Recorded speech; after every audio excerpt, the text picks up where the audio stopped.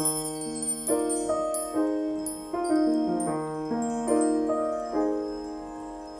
all that is our life, we sing our thanks and praise. For all life is a gift, which we are called to use to build the common good and make our own days glad.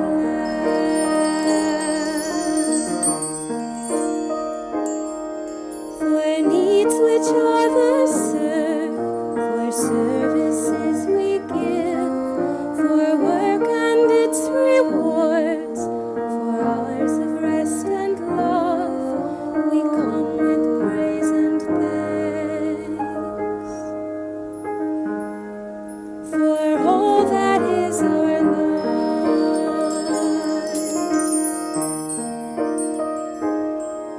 for sorrow we must bear, for failures, pain and loss, for each new thing we learn, for fearful hours that pass, we come with praise and thanks. For all that is our life,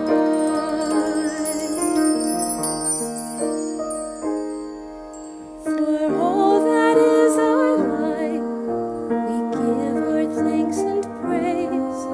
For all life is a gift, which we are called to use to build the common good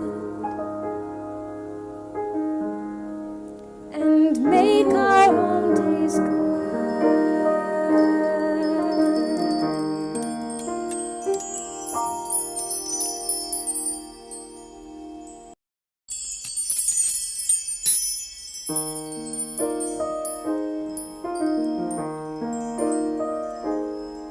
For all that is our life, we sing our thanks and praise. For all life is a gift, which we are called to use to build the common good and make our own days glad.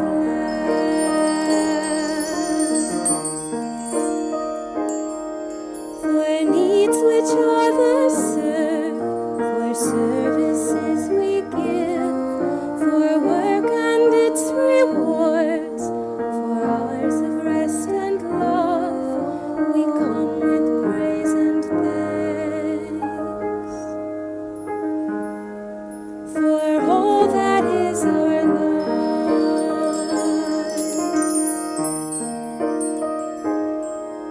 for sorrow we must bear, for failures, pain and loss, for each new thing we learn, for fearful hours that pass, we come with praise and thanks. For all that is our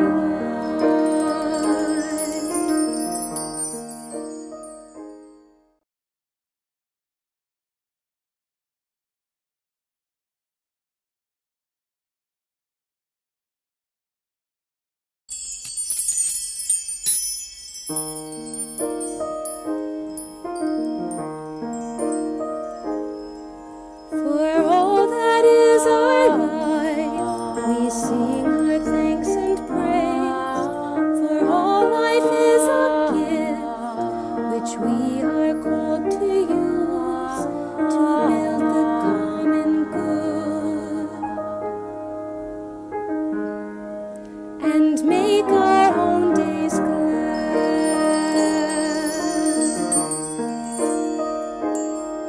For needs which others serve, for services we give, for work and its rewards, for hours of rest and love, we come with praise and thanks. For all that is our life,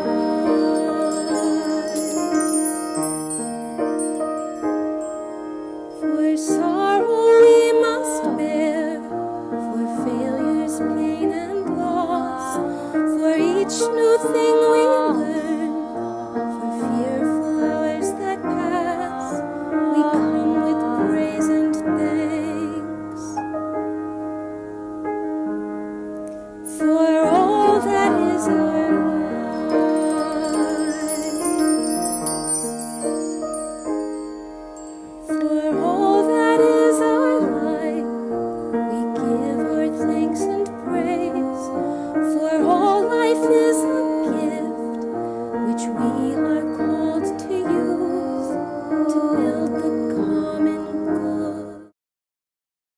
As you know, this segment of the service is truly for announcements, and it isn't a part of the service. Not until Anna or musicians begin the prelude does the service actually begin. And I share that, can you have trouble hearing?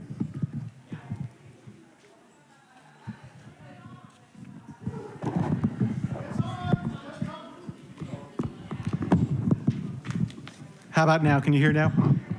Beautiful, I guess closer to the nose. And again, good morning. My name is Mark Drews, and welcome to the Unitarian Universalist Congregation of Columbia. Our pastor is the Reverend Stephen Robinson, and when he is not in the pulpit, as he is not today, we're going to go ahead and have a guest service provider, one of our own. J.P. Flood will be sharing his service with us this morning. I want to go ahead and remind everybody that this service is being videoed and will be on YouTube Live as well as Zoom. And for those of you, I have to go ahead and pay a special tribute to those in the northwest part of the United States who are joining us this morning from Portland and just above Portland in Vancouver, Washington. And I have to do a quick shout out to them and let them know I'm thinking about them. Flowers on pulpit are thanks to Jane Lawther, who shared those flowers from her own yard. And again, we're always looking for someone or someones to share those flowers and bring them to the service and include them and use it as a nice shout out. So Jane, thank you very much. We also want to go ahead and let everybody know that if you have children or need of support for the children, we do have games, books, toys in the back. We also have Nancy, Jonathan, as well as Bethany, who are always here to provide support as well. And if y'all will just kind of wave out so that young parents can know, okay, everybody waves out, okay? And anybody else willing to help them, if you go ahead and wave out, that'll be great. Want to also remind everyone to please make use of the order of service, the announcements that are found in it, as well as our website where you'll have some information. This time is also devoted to making announcements that may not make it into the order of service. So one of those being our Reverend Robinson will be celebrating a birthday on Wednesday. So if during the off work hours, if you want to send a text or a message to him, I know that he'd appreciate it and would find a smile on his face right now as I'm shouting that out to everybody. So if you would, please join me in silencing all devices so that we can center ourselves on this service and get the very most out of it. So here to go ahead and begin the inspiration and our creation of sense of wonder, let's begin with Anna and JP. In the spirit of today's service, a Circle of Love, JP and I will join together in an improvisation. I'll be playing a Native American flute handcrafted in Michigan, and he'll be playing a drum with special spiritual significance to him.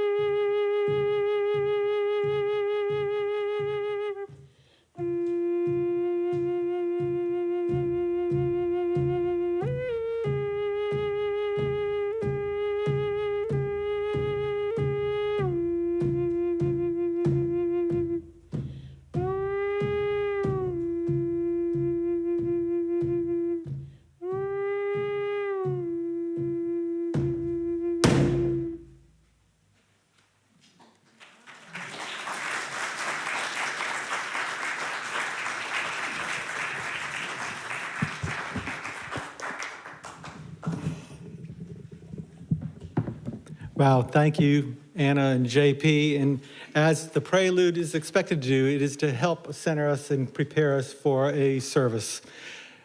So if you would, this time, please stand and join with me as we share the congregational affirmation.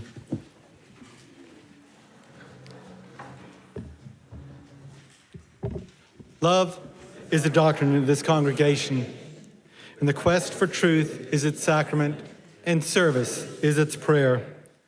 To dwell together in peace, to seek knowledge and freedom, to serve others in community, thus do we covenant with one another. Please be seated, and again, welcome. The Unitarian Universalist is a diverse and non-creedal religion. We are a covenantal religion, which means we don't have to believe the same in order to treat each other the same, with respect, equity, compassion, and dignity. Our community is based on deeds, not creeds. And as UUs, we side with love, embracing all people regardless of age, color, race, economic status, physical ability, or their religious background. The Unitarian Universalist Association officially designates our congregation as a welcoming congregation, which means we welcome LGBTQ individuals. We especially welcome families and with young children. And again, those needing assistance, please feel free to check out in the back of the service or with members that I recognized earlier this morning. We encourage everyone to wear name tags. Board members wear green name tags so that they can be recognized. Naturally, if you have questions, comments, concerns, or issues you'd like to share, they all welcome them. Normally, we would have them stand up and be recognized. However, because it is Volunteer Appreciation Month, instead, I'd like to ask all committee chairs or group leaders to please stand at this time and be recognized. And anyone who serves on committees, anyone who serves on committees with any of the individuals standing, please stand at this time. And as part of inclusion and welcoming all, anyone interested in joining any of these committees, please stand at this time. Thank you all for your service, and you appreciate all you do on behalf of the congregation. For if it wasn't your good work, there'd be nothing for the board to do. At this time, we'd like to recognize any guests or visitors who are with us today so you can be recognized. If you're willing and able, please stand, and Amelia will take the microphone around. Please wait until it gets here and share your name and where you're from. Love to welcome you.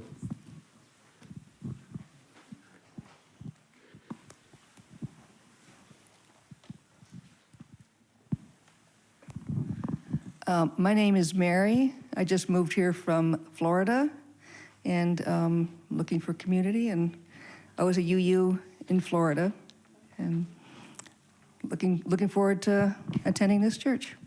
Welcome, Mary, and appreciate you joining us.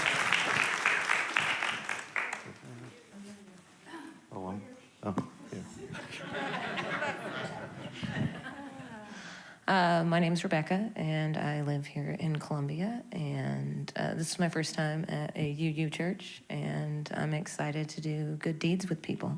Yeah. Welcome, Rebecca.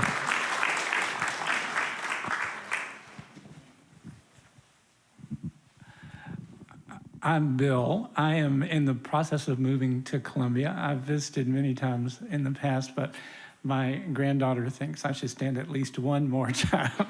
So, anyway, I'm in the process of moving to Columbia from Belgium. Well, welcome. Welcome, Bill.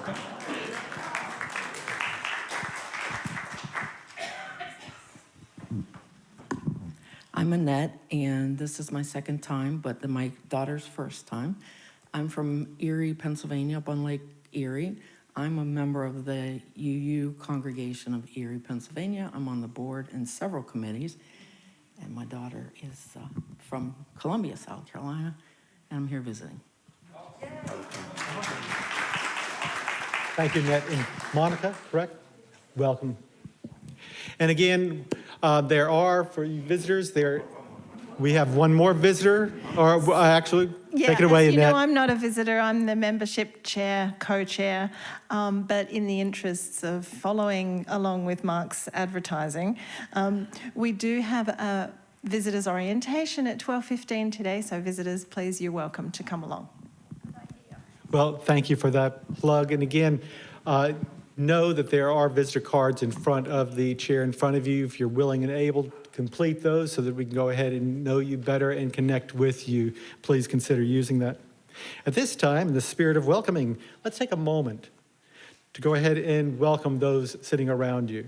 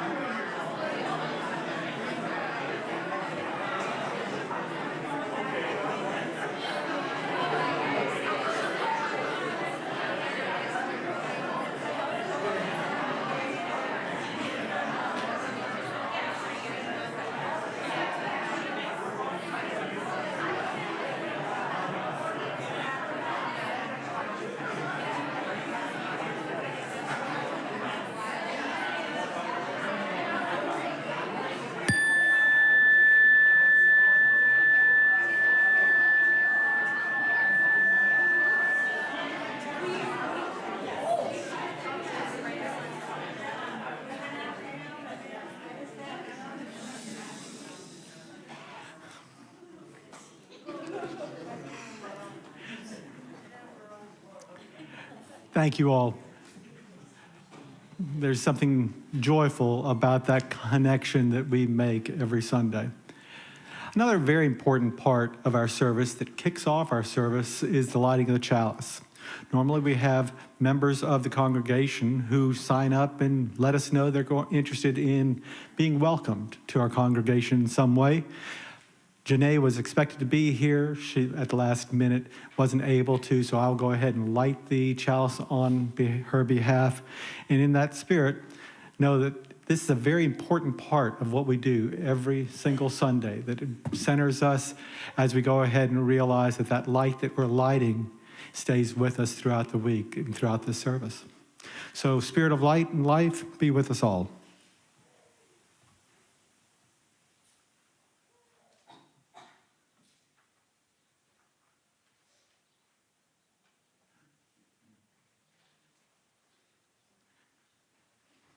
Following the lighting of chalice, we have our opening music, led by Anna, who will go ahead and introduce the next song. I invite our UUCC Adult Choir up to sing Turn the World Around by Harry Belafonte and Robert Friedman in an arrangement by Jason Shelton.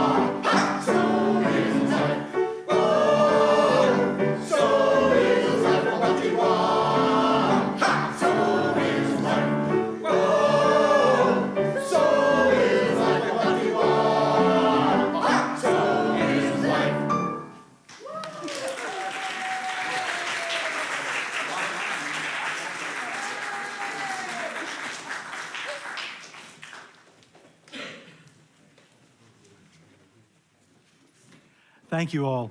How incredibly inspiring.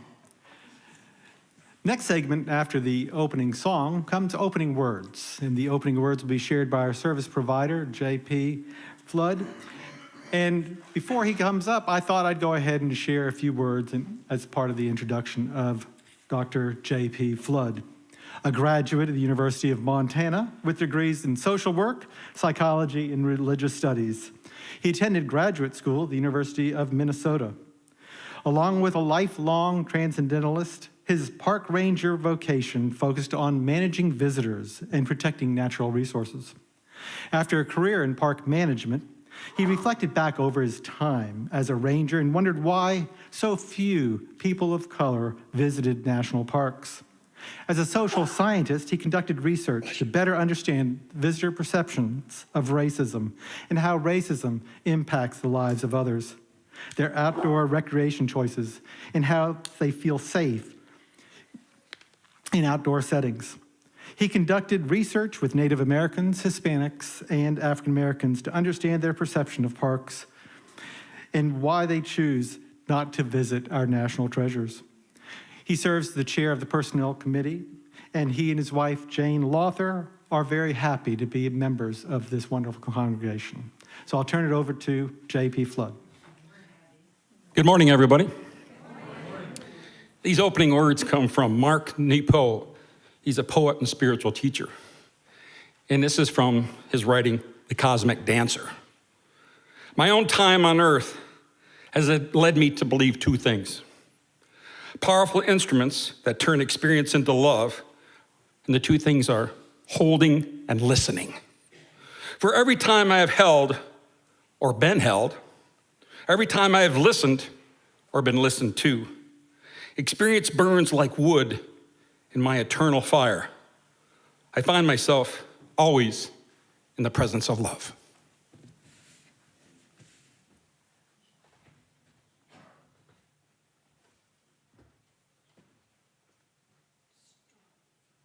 Yes.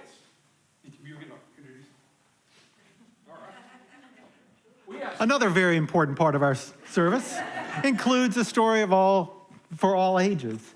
So JP has a story for children who'd like to come down and join us. Please do, children of any age, basically from 2 to 92.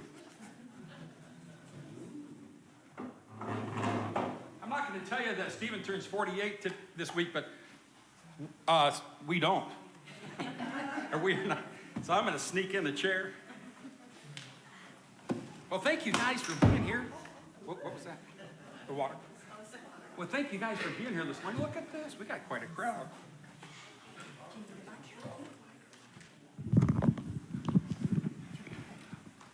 Thank you. Well, good morning, you guys.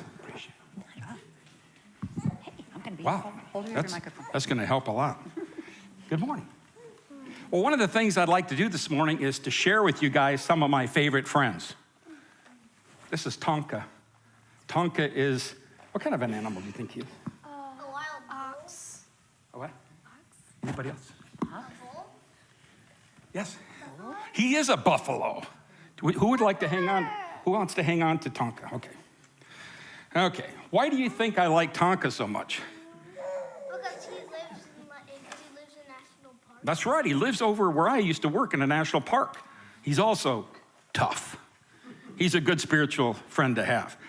However, this one might surprise you. I got a gift for... And he fights. That's right. That's why I like him.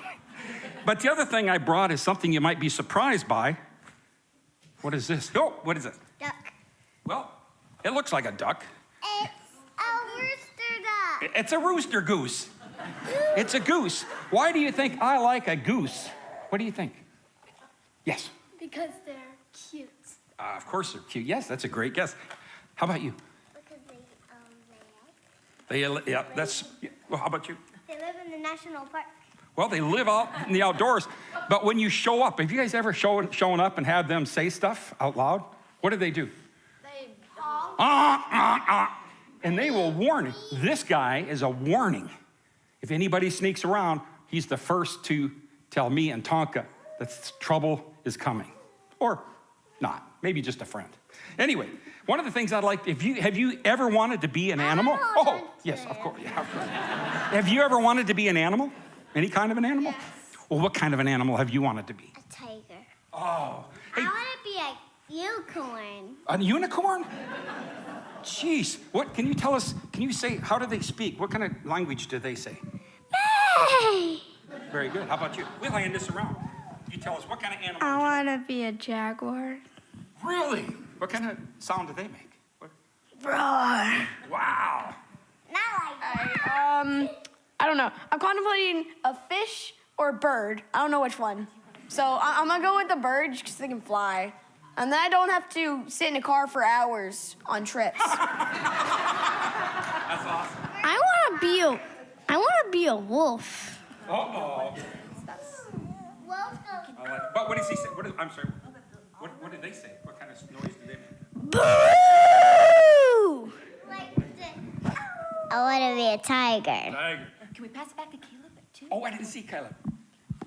Caleb, Sure. pass that back. Thanks. Caleb, which animal do you want to be? Well, nothing. Nothing. Okay. He wants to be, did he say owl? Maybe he meant owl. Owls go. Okay.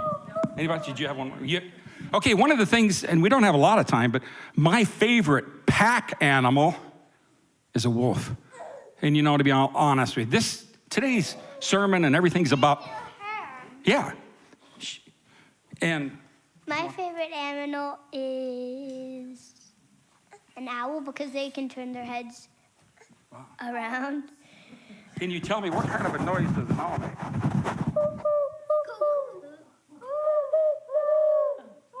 Something like that. Yeah.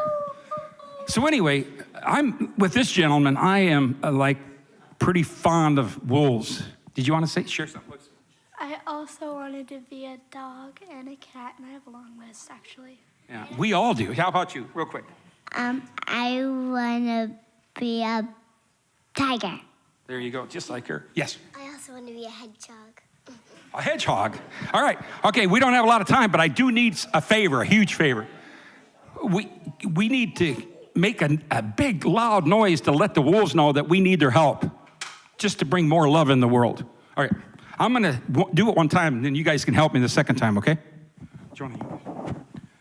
Let's see. Well, this is for a wolf. You're trying to reach out to a wolf pack. Here we go.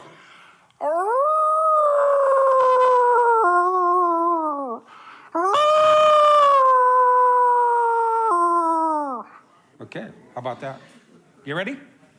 When I say three, we'll all do it together. 1, 2, 3, okay.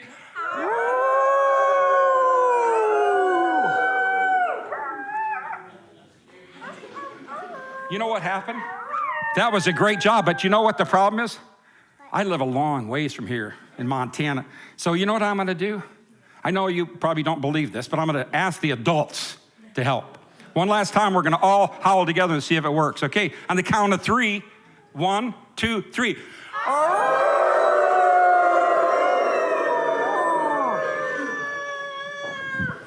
Wow, you guys are awesome. Thank you so much and have a great day, and we'll sing them back, yeah.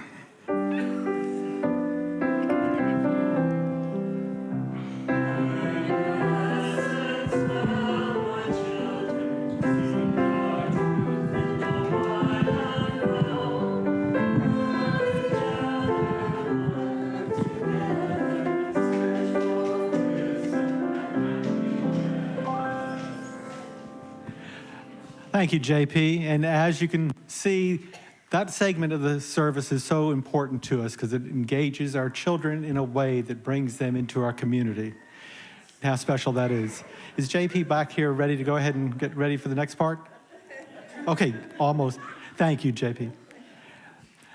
This next segment of our service is Candles of Community, where we have opportunities to go ahead and share those significant joys, as well as celebrations, as well as concerns that you might have with one another as part of our community. We have 7 candles that we have in the foyer that you're able to pick up on the way in if you're willing and able to share with us at this time. For those of you who have a candle or would like to come share a joy or concern, please come up at this time.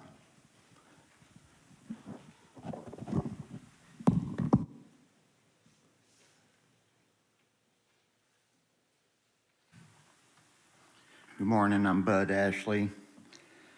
There's 92 days into the new year, and I just wanted to tell everybody that as of 8 o'clock this morning, there's been 131 mass shootings in America so far this year, and 424 children under the age of 17 have been killed by guns so far this year. Just food for thought.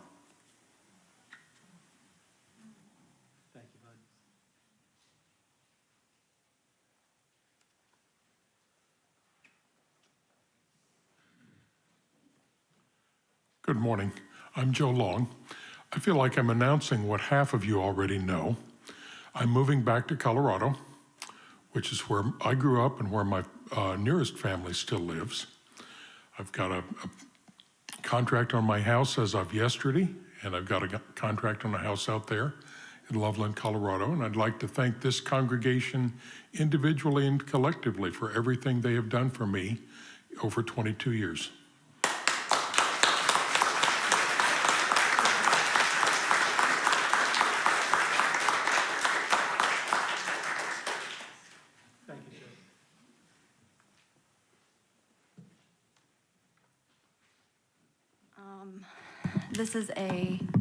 I'm very short. This is a candle of personal sorrow. My Aunt Robin Sova passed away yesterday, very suddenly. She was 59 years old. And I'm thinking a lot about the memories I had with her and our family, and particularly for my cousin Rebecca, who is her daughter, who is my age, 34 years old. So if you could all keep them in your thoughts and prayers, I would really appreciate it. Thank you for sharing, Bethany.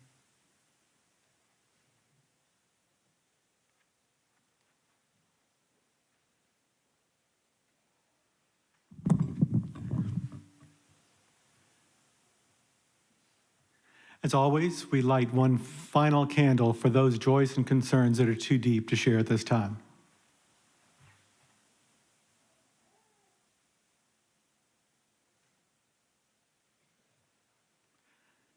At this time, please join me in a moment of silence as we go ahead and reflect on those joys and concerns that we heard and those that we did not hear.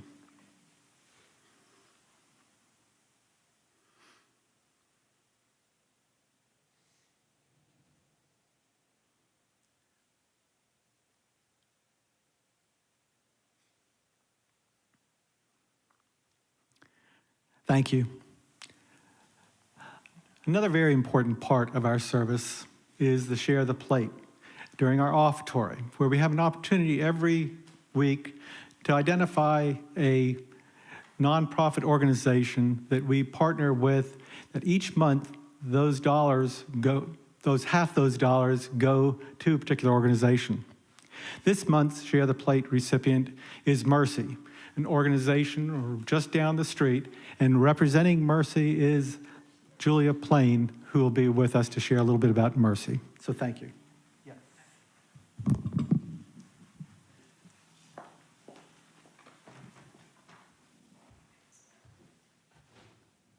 Hello, what a welcoming congregation you all are. Thank you for inviting me today. I'm also a social worker, so we're in good company. I love the opportunity to tell people about Mercy. We're a nonprofit that started in the 60s when individuals were released from psychiatric institutions and didn't really have anywhere to go. So it started as a social club. Over the years, it has developed into a full-fledged behavioral health clinic, and we provide housing stability for individuals as well as psychiatric care. This is provided to those in the community who are often forgotten. A person's path begins on the outreach side. Our outreach team goes out into parks, cemeteries, down by the river, anywhere you can think of that unsheltered individuals would gather, and we invite them in. We welcome them, just like y'all welcome me today. Those are our people, and we want them to come in so we can help them. They don't have to do anything to receive our services. We have an outreach center that they go into, and we try to connect them with benefits, because financial stability is very important to all the rest. So we try to connect them with SNAP, which is food stamps, Medicaid, other benefits like disability. If it's determined that they have severe and persistent mental illness, we link them up with psychiatric care, get them the medications needed, and get them into our housing.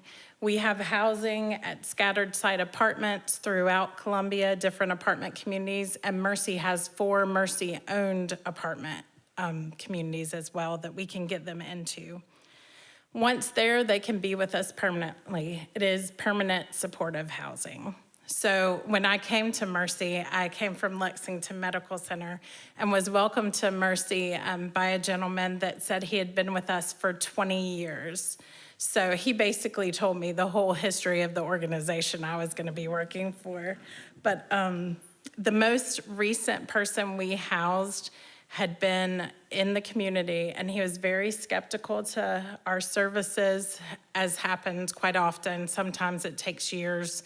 One gentleman, it took 8 years for us to get him to trust us, just because society isn't always the most welcoming. So they have a hard time believing that we want to welcome them in and help them. So once he was housed, he told us that he had been without a roof over his head for 10 years. So now he has a home. He moved in last month.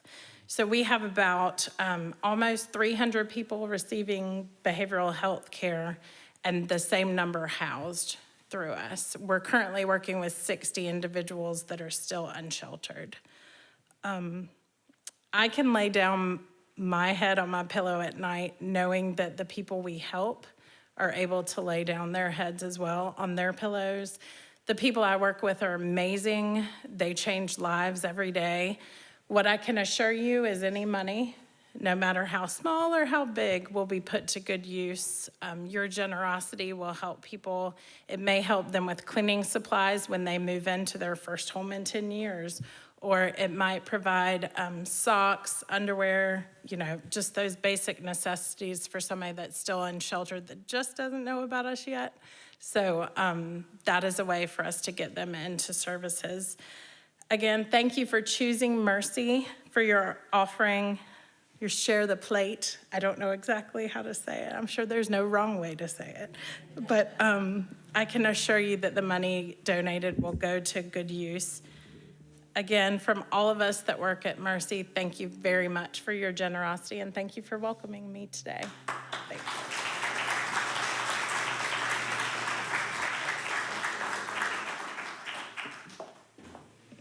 This morning's offertory music is by Navajo pianist and composer Connor Chi.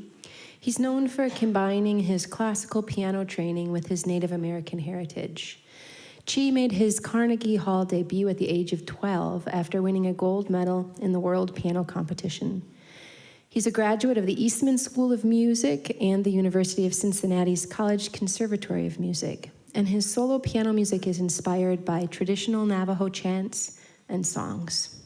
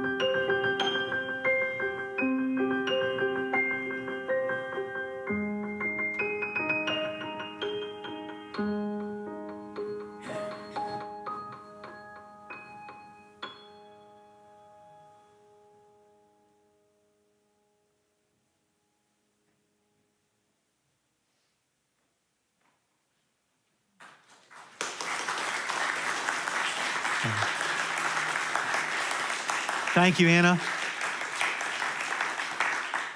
And as we receive the gifts today, please know that we appreciate every dollar. As you saw in the order of service, we're about halfway toward our $232,000 goal for the upcoming year. And every dollar, whether placed in the basket or contributed online, is greatly appreciated. It demonstrates what a loving and giving community we are. So at this time, we have an opportunity to sit back and enjoy service provided by J.P. Flood, The Color of Love. Thank you, Mark. I appreciate that. That piano piece has got to be just the most awesome one I've ever heard in my life. That's incredible. Wow.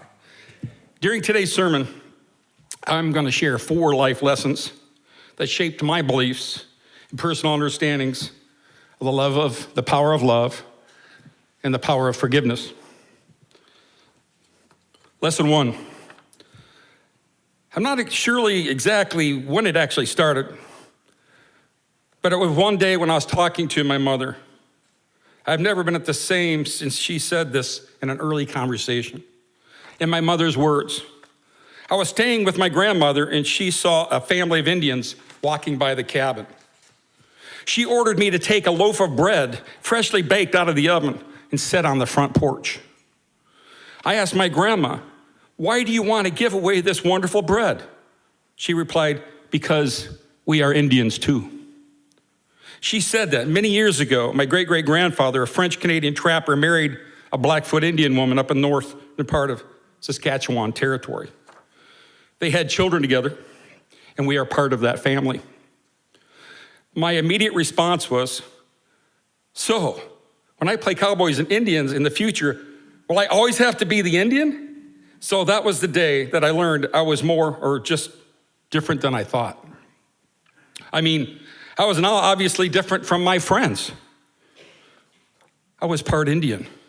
Also a young man, when I was caught judging others, my mother would always say, "Don't judge anybody until you've walked a mile in their moccasins." And if I had $1 for every time she said that, I'd be a millionaire.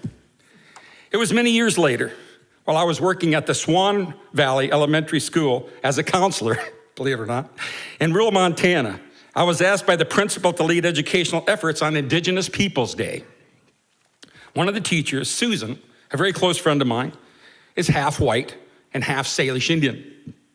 While in her class, I asked the students what they thought when I mentioned Native Americans. Several of the students enthusiastically immediately erupt saying, "Well, they're lazy. They don't want to work, they're all drunk, and they sometimes poach wildlife in the Swan Valley." Upon hearing this, I glanced to my left and I could see tears running down my friend's face. Her little innocent 4th graders had spoken. Finishing up my presentation, I asked Susan if she wanted to add anything. She started by saying, "Yes." She stood up and said, "My father was born and raised in Ronan. He is a full-blooded Salish. And my mother from Missoula is Irish." The student seemed shocked by the revelation. However, one little girl in the corner raised her hand. And when she was given permission, she stated, "My family has Indian friends in the Mission Valley. And I love you, Susan, no matter who they call you or who they think you are.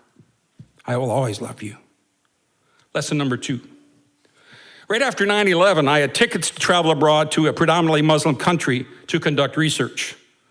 All the researchers were both leery of getting on a flight and traveling to a Muslim country. It immediately hit how close and how raw the emotions were when I was walking through the Atlanta terminal and witnessed a man being accosted by a white man, and he had a turban on, and he was screaming at him and calling him horrible names. Several of us walked up to the man and said, "Stop." While working as a research scientist in Malaysia, I was given an opportunity to expand my cultural horizons. My first morning in Kuala Lumpur, the city of 1.5 million people, I was awakened at 4 a.m. and walked out on my balcony. And I heard 40,000 people chanting the Muslim morning prayer, the Muslim morning prayer. 40,000 all at once. As I stood on my balcony, I was overwhelmed by the loudness and overwhelming power of the chanting. Over the next few weeks, I was exposed to many Muslim people who shattered my images of what I thought Muslim people were or could be. Instead of finding people who I pictured as the bombers of the World Trade Center, I found the most loving people that I've ever encountered in all my world travels. Each person I met touched their hands to their hearts, welcoming me with all their open love and spirit. Their eyes offered an opening to their souls. When meeting Muslim women, I was encouraged to let the woman first gesture, following their lead. While some men did extend their hand, others gestured by just crossing the hand to their chest. While each meal was treated as a celebration of life over there, I noticed over time that there was a separation of hierarchy, if you will, between us, these American field researchers, and the Muslim people that were both our guides and fellow researchers. Well, it was about a 12-foot table, and we were way down here, and the people that took care of all our stuff was way down there. It all changed one afternoon when I decided to leave my fellow Americans and go to the end of the big table and sit with the guides. While our primary guide was Chinese and spoke only 6 languages, most of our local guides were Muslim and spoke only Muslim. Feeling awkward and not knowing what to say, I sat down beside them, reached in my back pocket, and pulled out my wallet and pulled out about 20 photos that I always keep on my wallet of all my children and grandchildren and sisters and brothers. They followed suit. They did the same thing. Feeling awkward and not knowing what to say, they said, "Oh my gosh, you have extended family too. And we are all the same, very same." From that point on, a new fellowship had begun, moving from hatred to fear to love. Well, it seemed like a quantum leap, had now settled into just an easy step of love. But in retrospect, love is everywhere you look. What do we have in common? The love for family, for the land, for all species. Although it may be a little different, and sometimes a different shade than we're used to seeing, and maybe even hard to see, I was enthralled once again to discover that the colors of love often prove to be translucent and both reflective of the love and spirit that we hold close to our heart. Lesson number 3. While working as a wilderness ranger in the Mission Mountains wilderness for roughly 20 years, I kept a daily journal and estimated that I had talked to roughly 40,000 people during my time as a ranger. My first observation is that there was a real lack of people of color. Actually, in those 20 years, I actually saw 8 people of color in 20 years, 40,000 people. So I put my backpack away, moved to the University of Minnesota, and gave my heart and soul to the university. My title was Dr. Flood, a social scientist. The goal of my research was to better understand how people respond to on-site conditions, crowding, numbers of other people, and meeting people that are not like them. During my research, I primarily interviewed Native Americans and African Americans. In a nutshell, I found the fear of their family may experience racism. They were saying, we may not experience racism, but I don't want my kids to even maybe be exposed, because why would I want to frighten the heck out of them? Because I heard somebody was really, racist. That sometimes comes here. In order to better understand African Americans and for the total cultural immersion, I took a local job here when I first moved here at Benedict College. And through total immersion, I got involved in doing seminars, and I did focus groups and interviews, trying to understand something about the Black community. Coming from a family that discriminated against people of color and race, predominantly Black Americans, I knew the first hurdle would be to address my own personal biases. I knew better than to show up at a Black college and say, "Oh, I don't see color." Instead, I openly stated that I was unfortunately born in a racist family. I learned a long time ago that honesty trumps innocence or ignorance every time. However, at the time, I did share another family story from my father's side, the Irish side of my family. And that is, it's a grim story, but it's nonetheless true. Years ago, one of my sisters conducted a family ancestral investigation. This was before Ancestry.com, so it had to have been a long time ago. Well, she found out most of our family had settled in different parts of the country. Tennessee was one she didn't know about. Well, in her investigation, it was during the Civil War and the peak of the Underground Railroad. I had one family member who was involved in that. My sister found a picture of the family who had been labeled regional leaders in harboring escaping black slaves. The picture she found in a local newspaper showed the family of 4 hanging from a tree with the caption, "Black slave lovers pay the ultimate price." Although I was not openly seeking an aha moment, by sharing this information with my students, it seemed we now had a common sense of loss. The floodgates, were now open. Our families have all paid a price. They agreed. Well, it took some time to pull back to cover the truth and emotions. Over the next 2 years, I fell in love with a whole bunch of black students, and we bonded. Based on those experiences and many more, I developed a bond that's life-lasting. You know, thank God for Facebook. A bunch of us are still buddies. We're battling on the thresholds to fight racism. I don't think we'll ever undo what we learn as children, but knowing and have self-awareness allows us to always be open to the different colors and shades of love. After my father passed, I had a conversation with my mother regarding why I became a social scientist and my experience working at an HBCU, a historically black college and university. One day, my sister, Marilyn's daughter, stopped by with her daughter, who was black. My father's granddaughter. While my father was initially shocked, because he was without doubt a racist, before she left, my mother said that your father was throwing the child in the air and kissing its cheeks. My father said, your father never said a negative thing about blacks the rest of his life. Well, I am often asked, what did you learn in your research? Well, what I learned is that in order for us to foster the people of color and to visit our parks, I learned that when people of color enter parks and they see people that look like them, they feel welcome. And they say, I'll come back, because the people that are managing parks look just like me and I feel safe. Although it seems simple, it isn't really when you look at traditionally what they look like to a lot of people. Lesson number 4 and the final lesson. Because so many of my memories of Alaska are very emotional to me, I often find it difficult to share some of the stories of my life, my time spent in the Alaska bush country. It was the end of 1970 and the beginning of the 80s, and society was rapidly changing. I found myself living in a small village of Holy Cross of 400 Native Americans on the Yukon River that was roughly 3 miles wide and roughly 300 air miles from Anchorage.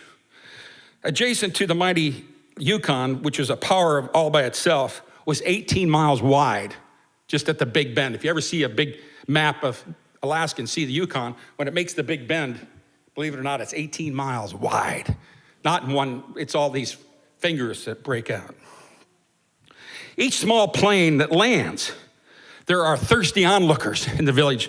They're looking for the Pampers and Whiskey Run. I still envision many of these leaders of the villages that I loved and became dear friends with.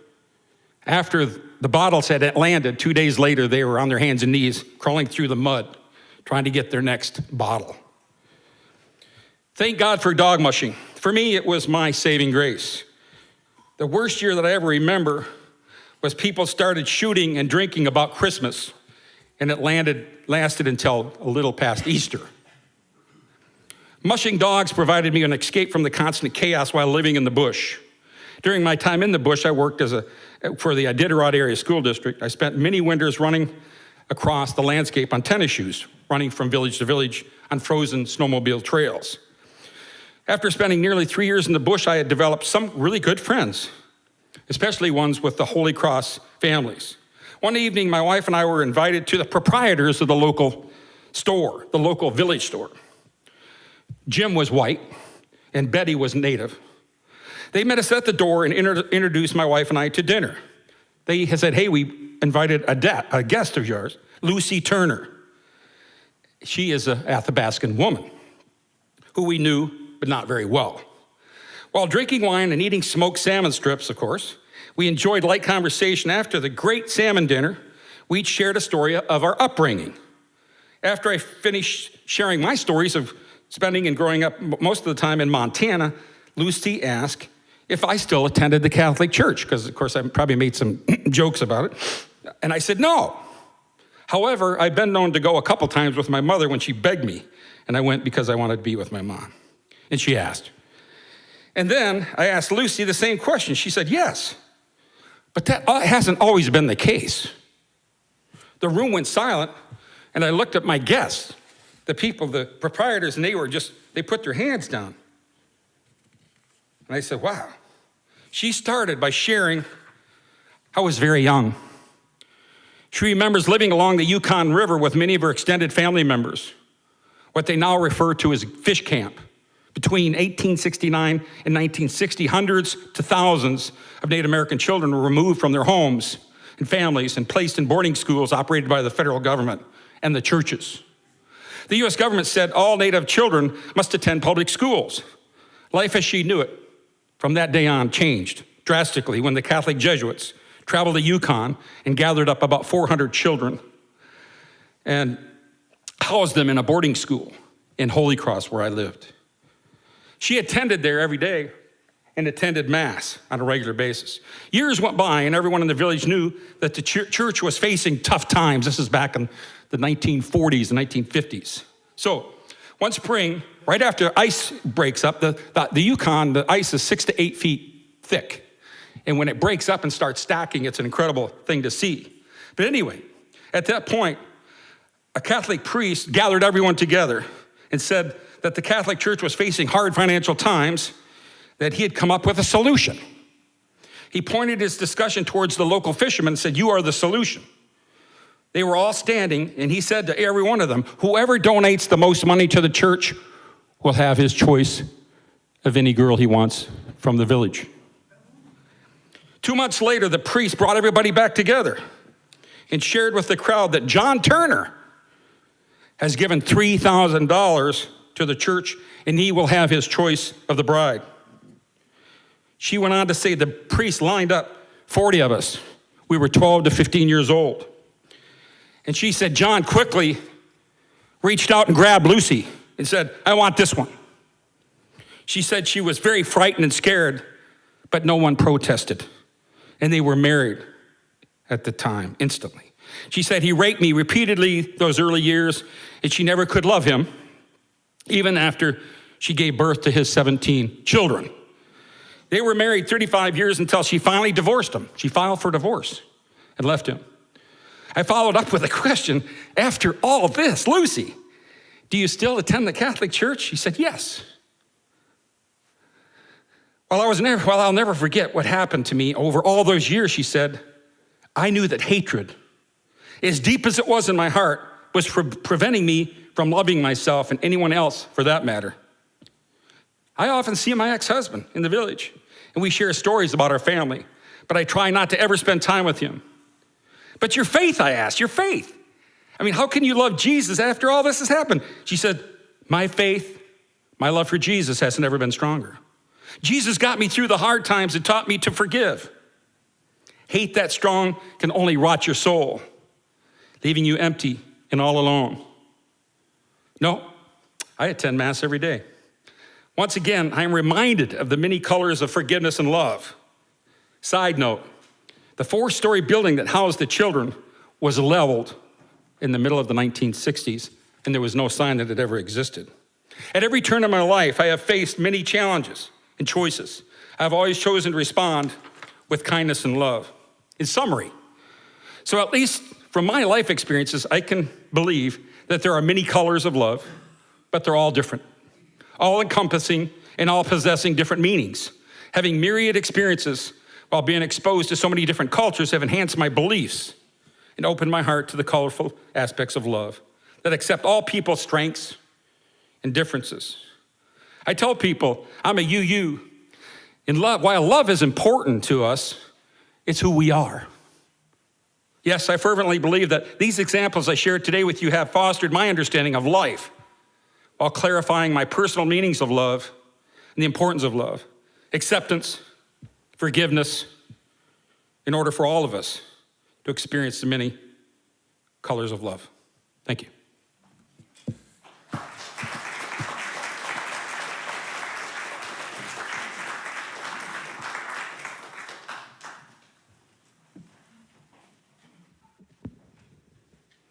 Our closing hymn is number 1071 on the dusty earth drum. You'll find it in your teal hymnal.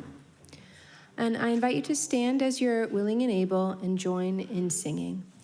I'll play it through once, and then we'll sing the 4 verses in unison.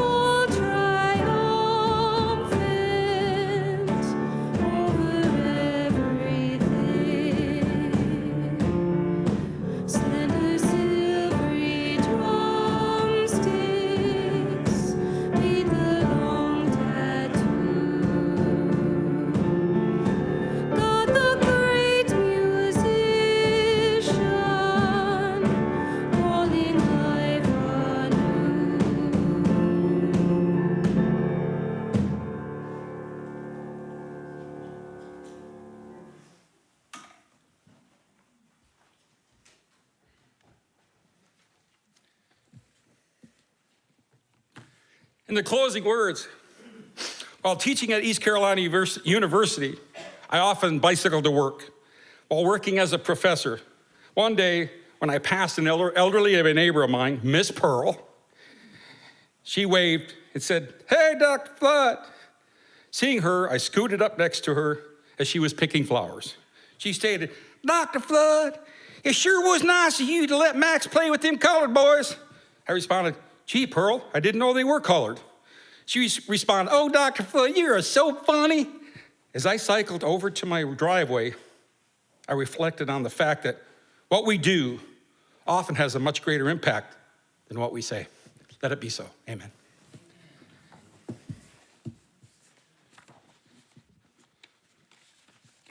At this time, we'll extinguish the chalice and know that the light continues to glow in our hearts, and we carry that light to lead us forward for this next week until we come together again. I invite you to join in singing our congregational benediction.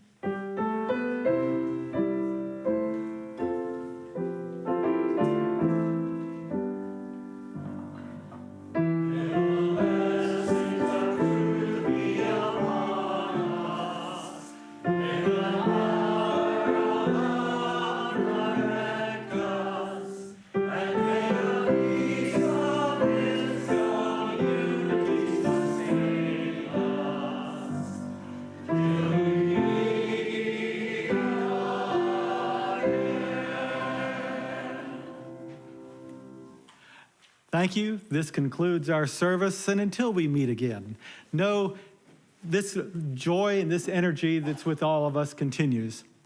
Thank you, JP. Thank you, Anna.